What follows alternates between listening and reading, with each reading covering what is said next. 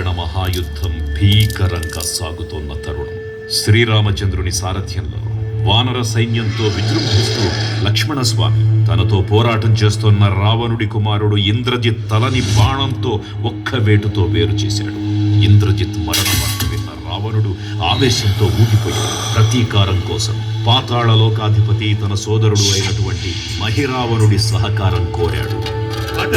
ప్రభాతంబు సాయంత్రమీ నామ సంకీర్తనల్ చేసి నీ రూపు వర్ణించి నీ మీద నేదండకరించి నీ మూర్తి గావించి నీ సుందరం పెంచి నీ దాసదాసుండనై రామ భక్తుండనై నిన్ను నే కొల్చెదన్ నీ కటాక్షంబునం చూచితే వేడుకల్ చేసితే నా మొరాలించితే నన్ను రక్షించితే. తంత్ర విద్యలో ఆరితేరిన మహిరావణుడి దాడి గురించి విభీషణుడి ద్వారా ముందుగా తెలుసుకున్న హనుమంతుల వారు తన ప్రభువుల విశ్రాంతి మందిరానికి కాపలా ఉండగా ఆ దుష్టుడు లోపలికి ప్రవేశించడానికి పలు ప్రయత్నాలు చేసి చివరికి మాయోపాయంతో విభీషణుడి రూపం ధరించి మందిరంలోకి ప్రవేశిస్తాడు. నిద్రిస్తున్న రామలక్ష్మణులను అపహరించి పాతాళ లోకానికి తీసుకుని పోతాడు. అంజనాదేవి గర్భాన్వయా దేవ నిన్నెంత వాడన్ దయాశాలి వై చూచియుందాతవై దూషిగదన్ నిల్చియున్ తొల్లి సుగ్రీవకున్ మంత్రి వై స్వామి కార్యార్థమయ్యేగి శ్రీరామ సౌమిత్రులను చూచి వారిని విచారించి సర్వేసు పూజించి యవ్వాను చంపంటు గావించి వాలిని సంపించి కాకుత్సతిలకుంటు పాదృష్టి వీక్షించి కిష్కింధకే తెంచి శ్రీరామ కార్యార్థమై లంకకే తెంచియున్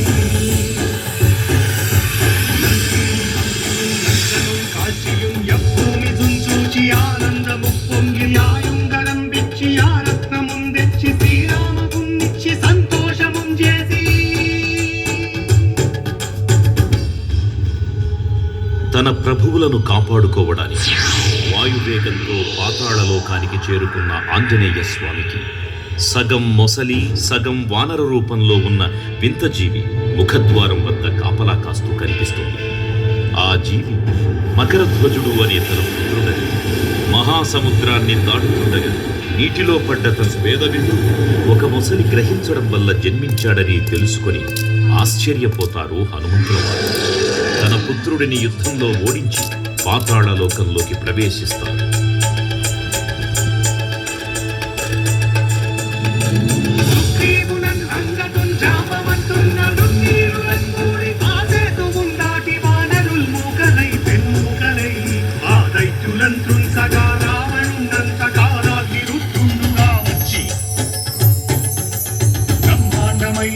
ఆ శక్తిని వైచి ఆ లక్ష్మణున్ముతనుందింపగానప్పుడే నీవు సంజీవిని తెచ్చి సౌమిత్రికిన్నిచ్చి ప్రాణంబు రక్షింపగా కుంభకర్ణాదులన్నీరులంబోర శ్రీరామ బాణాగ్ని వారందరిం రావణుం సంపగానంత లోకంబుడానందమయ్యుండ నవ్వేళనం విభీషణు వేడుకంతోడు కన్వచ్చి పట్టాభిషేకంబు చేయించి సీతామహాదేవిని తెచ్చి శ్రీరామునిచ్చి అంతన్నయోధ్యాపురించొచ్చి పట్టాభిషేకంబు సంరంభమయ్యున్నా. పాతాళలోకంలో అడుగుపెట్టిన పవనపుత్రుడు మహిరావణ మరియు అహిరావణ సోదరులతో భీకరపోరు. 5 దిక్కులలో ఉన్న 5 దీపాలను ఒకేసారి ఆర్పడం ద్వారా మాత్రమే వారి మరణం సంభవిస్తుందని చెప్పగా అప్పుడు మహాబలి 5 ముఖాల ధారణ చేసి పంచముఖ ఆంజనేయునిగా అవతరించి ఏకకాలంలో 5 దీపాలను ఆర్పివేసి ఆ దుష్ట సోదరులను తుదముట్టిస్తారు. నీకన్న నాకెవ్వరుం కూర్మిలేరంచు మన్నించి శ్రీరామ భక్త ప్రశస్తంబుగా నిన్ను సేవించి నీ కీర్తనల్ చేసినన్ పాపముల్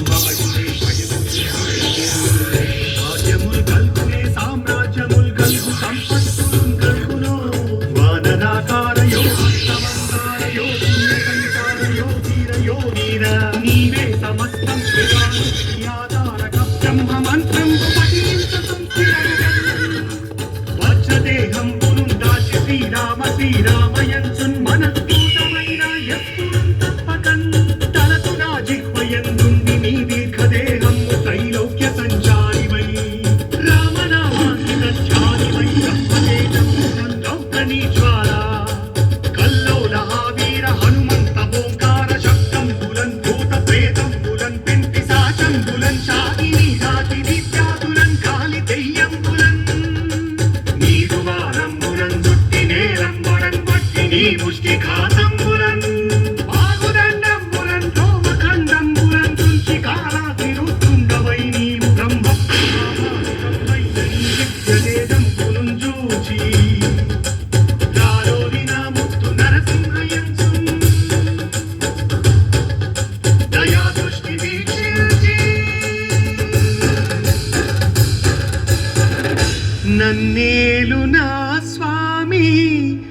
ఓ ఆంజనేయ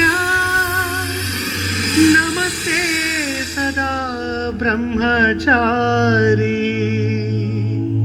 నమస్తే నమో వాయుపుత్ర నమస్తే నమః.